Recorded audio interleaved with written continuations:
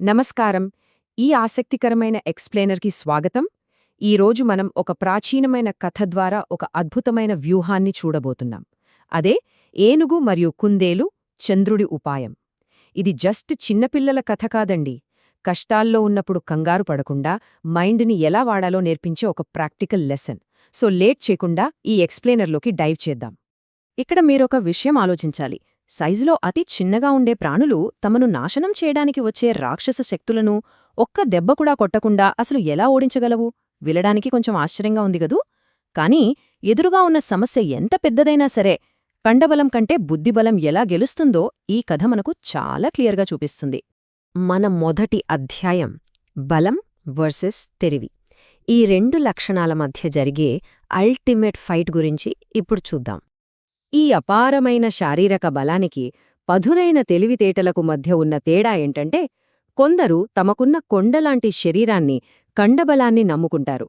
కాని ఇంకొందరు కేవలం తమ బుర్రను మాత్రమే ఉపయోగించి ఎలాంటి ప్రమాదం నుంచి అయినా ఈజీగా బయటపడతారు. శారీరక బలం అప్పటికప్పుడు పనికొస్తుందేమో కాని మన వ్యూహం, మన తెలివి ఎప్పటికీ శాశ్వత విజయాన్నిస్తాయి.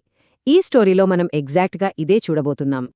ఇక రెండవ అధ్యాయం అసలు నీతిశాస్త్రం అంటే ఏమిటి, వివేకంతో ప్రవర్తించడం అనే ఒక ప్రాచీన కళ గురించి తెలుసుకుందాం.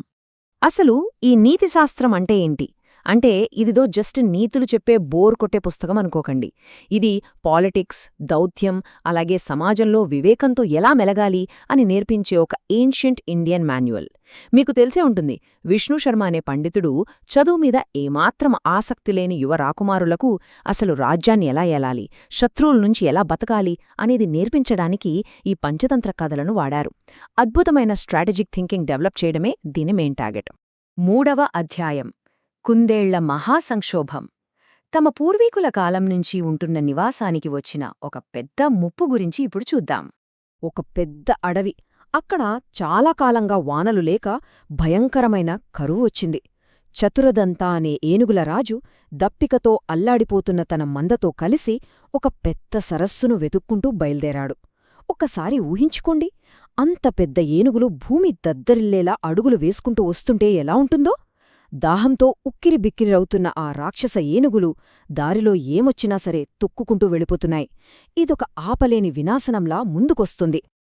ఎట్టకేలకు ఆ ఏనుగుల గుంపు నీటితో కళకళలాడుతున్న ఒక సరస్సు దగ్గరకు చేరుకుంది. కాని ప్రాబ్లమేంటంటే, ఆ సరస్సు చుట్టూ ఉన్న మెత్తటి నేలలో వందలాది చిన్న చిన్న కుందేళ్లు నివసిస్తున్నాయి. ఇప్పుడు ఆలోచించండి, దాహంతో పిచ్చెక్కిపోయిన ఆ భారీ ఏనుగులు నీటికోసం పరిగెత్తుకుంటూ వెళుతుంటే ఆ కాళ్లకింద పడి ఆ బుజ్జుకుందేళ్లు ఎంత దారుణంగా నలిగిపోయుంటాయో.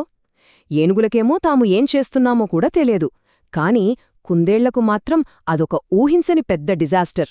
సో అసలు టర్నింగ్ పాయింట్ ఇక్కడే ఉందండి. ప్రాణాలతో మిగిలిన కుందేళ్లన్నీ భయంతో వణికిపోతూ ఒక మీటింగ్ పెట్టుకున్నాయి. చాలామంది ఏమన్నారంటే, ఈ ప్లేస్ వదిలి వెళ్లడం తప్ప ఇంకేం చేయలేం అన్నారు. కాని కొందరు ధైర్యవంతులు మాత్రం తమ సొంత ఇంటిని వదిలిపెట్టడానికి ఒప్పుకోలేదు.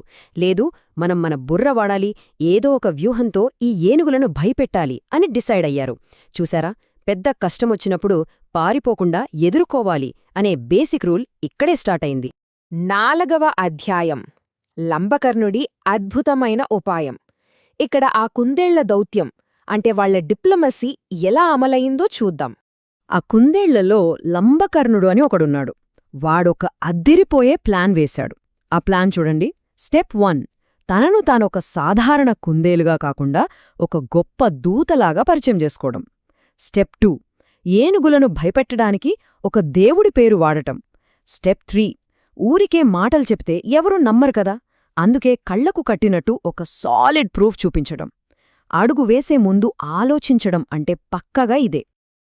ఇక లంబకర్ణుడు తను అనుకున్న ప్లాన్ ప్రకారం ఒక ఎత్తైన కొండమీద నిలబడి ఏనుగుల రాజు ముందు ఏమాత్రం భయం లేకుండా గట్టిగా ఇలా అన్నాడు. ఓ గజరాజా, నా పేరు లంబకర్ణుడు. నేను సాక్షాత్తూ ఆ చంద్రుడి దూతను. ఆయనే నన్ను మీ దగ్గరకు పంపారు అని చెప్పాడు. ఒక్కసారి ఊహించుకోండి, అంత పెద్ద ఏనుగు ముందు ఒక చిన్న ప్రాణి ఏమాత్రం వణకకుండా ఆ కాన్ఫిడెన్స్తో మాట్లాడుతుంటే ఆ ఏనుగల రాజు కూడా ఒక్క క్షణం స్టన్ అయిపోయాడు. 5వ అధ్యాయం ఏనుగుల భయం. శత్రువు ముందు ఒక పెద్ద భ్రమను ఎలా సృష్టించారో చూద్దాం. ఆ కుందేలు ఏనుగుల రాజును నెమ్మదిగా చీకటి పడుతున్న టైంలో ఆ సరస్సు దగ్గరకు తీసుకెళ్ళింది. ఆకాశంలో ఫుల్ మూనుంది. నిశ్శబ్దంగా ఉన్న ఆ సరస్సు నీటిలో చంద్రుడి ప్రతిబింబం చాలా క్లియర్గా కనిపిస్తోంది. అప్పుడు లంబకర్ణుడు ఏమన్నాడో తెలుసా? ఇదిగో చూడు, మా ప్రభువు చంద్రుడు స్వయంగా ఈ నీటిలోకి వచ్చాడు అని ఆ రిఫ్లెక్షన్ను చూపించాడు. నిజంగా ఎంత బ్రిలియంట్ ఐడియా కదా! చుట్టూ ఉన్న వాతావరణాన్నే తన సైకలాజికల్ వెపన్గా కుందేలు ఎలా వాడుకుందో ఇక్కడ మనకు అర్థమవుతోంది. ఇది కదా అసలైన స్ట్రాటజీ అంటే. ఆ నీటిలో చంద్రుడి ప్రతిబింబాన్ని చూడగానే ఏనుగురాజు నిజంగానే హడలిపోయాడు. అప్పుడు కుందేలు ఏమాత్రం గ్యాప్ ఇవ్వకుండా కమాండింగ్ వాయిస్తో, మా ప్రభూ గాఢ ధ్యానంలో ఉన్నారు, దయచేసి ఆయన కోపం తెప్పించకండి, సైలెంట్గా దండం పెట్టుకుని ఇక్కడ్నుంచి వెళ్ళిపోండి అని వార్నింగ్ ఇచ్చింది. అబ్బా, ఆ ధైర్యం చూశారా? తనకంటే 100 రెట్లు పెద్దగా ఉన్న ఏనుగుని ఒక చిన్న కుందేలు కమాండ్ చేయడం నిజంగా అద్భుతం.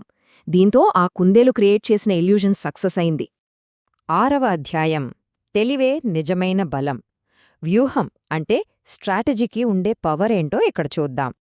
ఒకసారి మనం ఫైనల్ రిజల్ట్ చూస్తే, ఒకవైపు అపారమైన ఆపలేని శారీరక బలమున్న ఏనుగులు, మరోవైపు అసలు ఏమాత్రం బలం లేకపోయినా పదునైన తెలివి ఉన్న కుందేళ్లు. రిజల్టేంటి? ఆ అద్భుతమైన తెలివితేటల ముందు కొండలాంటి బలం కూడా నిలబడలేకపోయింది. మనమొక సమస్యను ఫిజికల్గా ఫేస్ చేయలేనప్పుడు సైకలాజికల్గా ఎలా దెబ్బ కొట్టాలో ఆ చిన్న కుందేళ్లు మనందరికీ ప్రాక్టికల్గా నిరూపించాయి. సో ఈ స్టోరీని బట్టి మన రియల్ లైఫ్లో అప్లై చేసుకోగలిగే నీతిశాస్త్ర పాఠాలేంటో చూద్దాం. నంబర్ 1, సిచ్యువేషన్ ఎంత టెన్షన్గా ఉన్నా రియాక్ట్ అయ్యే ముందు ఒక్క క్షణం ఆగి ఆలోచించండి. నంబర్ 2, ఆవేశపడే కంటే దౌత్యాన్ని ఒక కవచంలా వాడుకోండి. నంబర్ 3, ఎదుటివారి బలం చూసి భయపడే కంటే వాళ్ల సైకాలజీని అర్థం చేసుకుని మైండ్తో ఎదుర్కోండి. ఇవి అక్షరాల వివేకంతో ప్రవర్తించాలనే నీతిశాస్త్ర సూత్రాలకు బెస్ట్ ఎగ్జాంపుల్స్. ఇక ఫైనల్గా ఒక అద్భుతమైన మాట చెప్పుకుందాం. సరైన సమయంలో ఒక గొప్ప శక్తి పేరును వాడటం కూడా ఎంతటి పెద్ద ఆపద నుంచైనా మనల్ని కాపాడుతుంది అని ప్రాచీన కాలం నాటి ఒక కొటేషనుంది. మన దగ్గర శారీరక బలం లేకపోయినా పర్వాలేదు, తెలివితేటలు, కామన్ సెన్స్ ఉంటే ఏదైనా సాధించవచ్చు అని ఈ కథ ప్రూవ్ చేసింది. మరి ఇలాంటి పవర్ఫుల్ స్ట్రాటజిక్ థింకింగ్ని మీరు మీ లైఫ్లో ఎదురయ్యే ప్రాబ్లమ్స్కి ఎలా వాడుకుంటారు? ఒక్కసారి ఆలోచించండి. ఈ ఎక్స్ప్లెయినర్ మీకు నచ్చిందని అనుకుంటున్నాను. మరో ఆసక్తికరమైన అంశంతో మళ్ళీ కలుద్దాం.